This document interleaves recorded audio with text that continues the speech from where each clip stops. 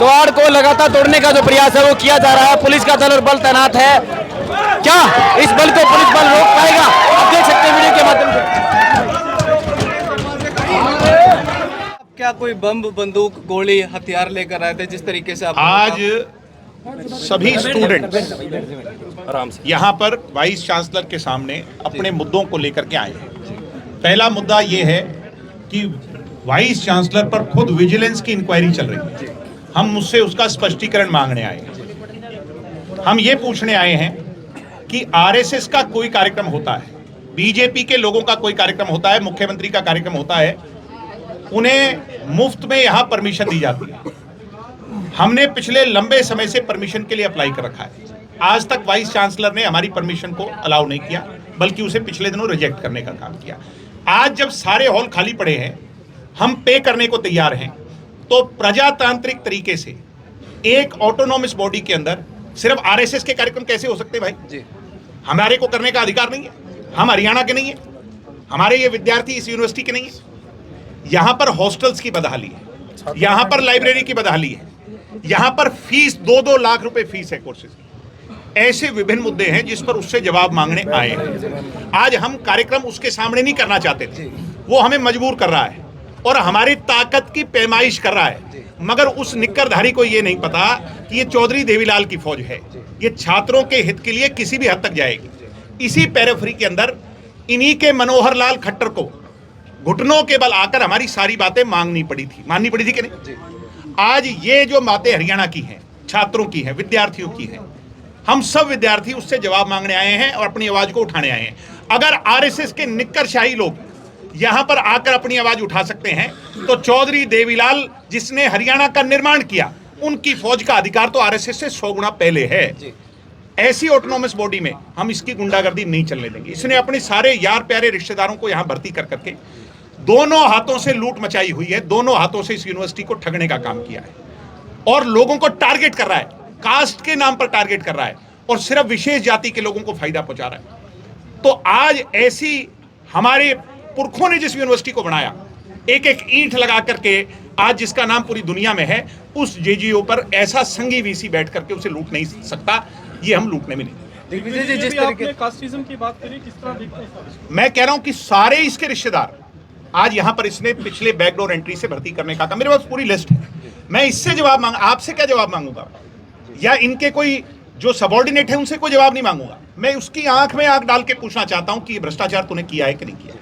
छात्र इसको हमने सीडीएलयू यूनिवर्सिटी के अंदर नकाब इसका उठा करके इसकी लूट को दर्शाने का काम किया। भाग गया था तीसरे दिन, ये यहां से भी भागेगा, इसके पास जाने की कोई जगह नहीं है। ये जो अहंकार दिखा रहा है, इसका ये दफ्तर नहीं खोलने देंगे।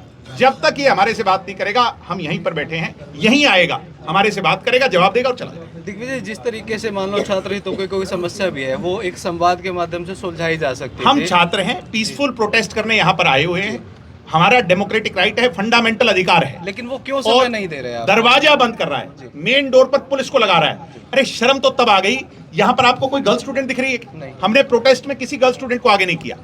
हमारे आगे महिला पुलिस वालियों को खड़ा कर करके और हमारे साथ वो व्यवहार करना चाहते हैं कि कल हमारे पर ही आरोप लग जाए। वो तो हमारी बहनों को हमने हाथ जोड़ करके पीछे धकेला कि आप बीच में मत आइए। यानी ये हर उस गलत और घटिया तरीके पर उतर सकते हैं ये संघी जो लोग हैं। इसलिए मैं कह रहा हूं कि हमारी इनसे वैचारिक लड़ाई है, और वैचारिक लड़ाई चौधरी देवीलाल की विचारधारा से बड़ी इनकी विचारधारा नहीं है। हम जीत करके रहेंगे। थोड़ा सा टकराव भी हुआ था, वो क्या टकराव तो अभी अंदर भी जाएंगे, इसकी कुर्सी के सामने बैठकर इंतजार करेंगे जब तक ये नहीं आएगा। कल तो आएगा ही, परसों आएगा, हमने कहीं नहीं जाना। हम तो सारे काम से फ्री होकर के यहाँ के स्टूडेंट्स को न्याय दिलवाने के लिए आए हैं, कोई सिर्फ ये विरोध कर करके भागने नहीं आए। अभी आपने 5 मुख्य सवालों की बात कर दी जी, किस तरह के सवाल लेके आए हैं? बता दिया मैंने सारे सवाल आपको। अभी देखते ही दरवाजा बंद हुआ है। मेरे को सुनने में आया है कि अपने वो जो निक्करशाही है वो भाग भी गया यहाँ से, मगर उसको ये पता होना चाहिए यूनिवर्सिटी छोड़ के रिजाइन दे के भाग जा, तब तो भाग जाएगा, नहीं तो तेरा पीछा नहीं छोड़ेंगे। तेरे से सारे सवाल के जवाब लेकर के रहेंगे। यूनिवर्सिटी के अंदर पुलिस को आगे करने का क्या मतलब है? सिरसा से भी बकाया था। क्या औचित्य है? सिरसा में इसके सारे नकाब हमने जब इसके चेहरे से उठाए और लोगों को इसकी गलत हरकतों का पता चला, तो वहां से तीसरे दिन खुद भाग गया, यहां से भी भागेगा। अज्जू भाई किस तरीके से देखते हैं आप? अक्सर जो है प्रोटेस्ट करते हैं, छात्र हितों की आवाज उठाते हैं, और आज जिस तरीके से रोका गया, बताओ भाई एसएचओ साहब। देखो जी, आज तो भाई साहब ने बताई थी क्या चीज हुई हमारे के लिए। ये मैं तो कहना चाहूँ, अगर किसी भी छात्र तिरस्कृत करने की कोशिश करी, आज तो सिर्फ इस हार की इंसुआई है, पूरा हरियाणा की अगर इंसुआ की ना तो पुलिस भी क्यों बढ़ेगी, सीधा विशेष ऑफिस में बढ़ाएंगे। व्यवस्थाओं की लड़ाई है, व्यवस्था चाहिए हमें, व्यवस्था। आज जो स्टूडेंटों का क्या फैसला? आप इनके हालात देख सकते हो, कमजोर, नाकारा, भ्रष्टाचारी, भगोड़े। ये है बीजेपी और उसके एजेंट्स के आज हरियाणा में हालात। जनता के, स्टूडेंट्स के, विश्वविद्यालयों में अगर ये जवाब नहीं दे सकते तो इस कुर्सियों पे क्यों बैठे?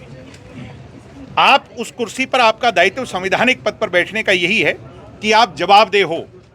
अगर हम स्टूडेंट्स, विद्यार्थी इनसे जवाब मांगने आए हैं, ये यहां से कुर्सियां छोड़कर भागने पर मजबूर हैं, तो इनके मन में कितना बड़ा चोर है। इस यूनिवर्सिटी की बदहाली, इस यूनिवर्सिटी में हो रहे अत्याचार, जातिवाद, लूट और आरएसएस का एजेंडे पर जो यूनिवर्सिटी को चलाने का काम है, वो हम नहीं होने देंगे। ना आज होने देंगे, ना कल होने देंगे। अभी तक आप और मैं फिर कह रहा हूं कि ये सारी यूनिवर्सिटियों के वीसी कान खोल करके सुन लें, जो आप हमारे लोगों को जातिवाद पर और चीजों पर टारगेट करने में लगे हुए हो, आपके आंखों में आंख मिला के जवाब पूछेंगे, मांगेंगे, और जवाब आपको देना पड़ेगा। आपको भी देना पड़ेगा, और आपका आका जो अपने क्या नाम है, नायब सिंह सैनी जी, उसको भी देना पड़ेगा। और हम बहुत जल्द पूरा प्रतिनिधिमंडल जो है वो जा करके गवर्नर साहब से भी, जो इनके भी मुखिया हैं, यूनिवर्सिटी के असली मालिक हैं, उनसे भी जाकर के मिलेंगे और यहाँ के सारे कारगुजारियां उनको बताएंगे। एक आखिरी फैसला आपकी तरफ से क्या किया गया? कितने दिन का समय? 27 तारीख को, ये मैंने नहीं किया, यूनिवर्सिटी के सारे विद्यार्थियों ने फैसला किया है, क्योंकि अब खाली दरवाजा तोड़ने से कोई फायदा नहीं। दरवाजा तोड़ भी देंगे तो अंदर चले जाएंगे, अंदर वो नहीं आएगा तो ज्यादा से ज्यादा क्या है, गिरफ्तारी हो जाएगी। दरवाजा खोल तो दिया था आज आपने? दरवाजा तो हम सारे खोल इनको, इनके कारगुजारियों का सारा खोलेंगे, और जो अंदर इनके सारे पाप छिपे हुए हैं, जो पाप का घड़ा भर करके ओवरफ्लो हो गया है, वो जनता के सामने लाने का काम करेंगे। हम इससे छात्रों पीछे की क्या क्या मांगे थी? छात्रों की मैं तो जाने को तैयार था, मगर अंदर किससे बात करें?